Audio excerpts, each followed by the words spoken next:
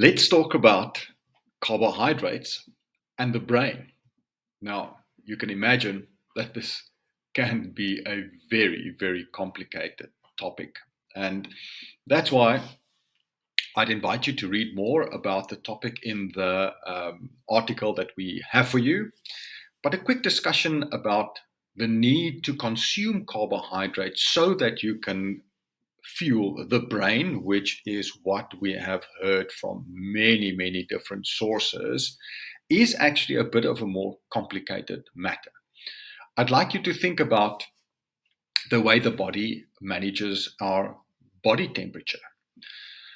We all know that our body temperature needs to be between about 36 and 37 degrees centigrade. And that is managed by our bodies quite naturally, whether it is cold outside or warm outside, whatever our environmental environment is like, our bodies maintain our body temperature by various means.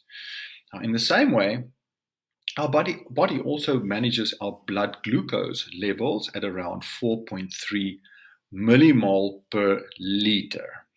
Now, that does change, but our body is always trying to get to that level of blood glucose in our or blood sugar in our blood. So, what has this got to do with carbohydrate intake and the brain? Well, your brain is not purely or only fueled by sugar or glucose, it is also fueled by ketones. And our body maintains this certain level of blood sugar so that we can actually have a good maintenance of the different processes in our body, which also includes fueling our brain. So, yes, our brain needs glucose to be fueled, but it's not the only fuel that our brain uses. It uses a combination of sugar and ketones, and the mix of this fuel depends on what is available. So, if our body is or has enough glucose in our blood, our brain is properly fueled.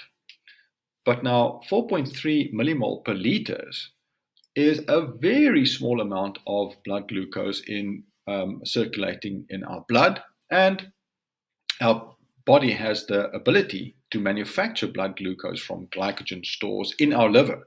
So even if we absolutely cut out carbohydrates, our body is able to respond and to make the blood or the glucose that we do require to fuel our cells.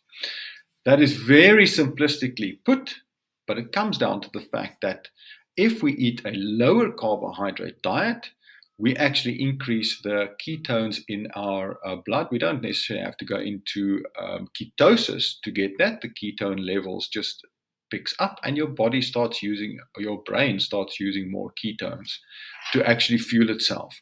And that's why so many people, when they actually do a low carb diet or implement a low carb diet, they find that their brain fog lifts and they feel more, or they've got cognitive clarity. Their thoughts and their brain just feels much more sharper.